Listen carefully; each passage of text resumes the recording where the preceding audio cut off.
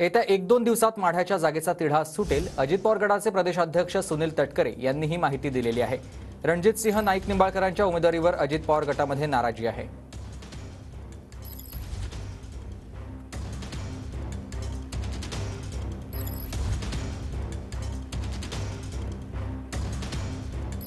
माढाच्या संदर्भामध्ये आज जरूर त्या ठिकाणी चर्चा होती।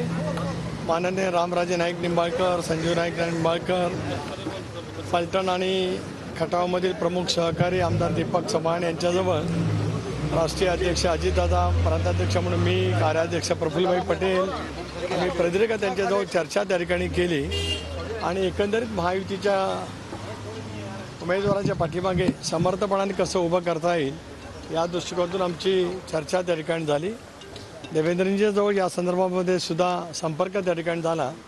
मला विश्वास आहे की 1-2 दिवसात हे सारळ त्या ठिकाणी सुरू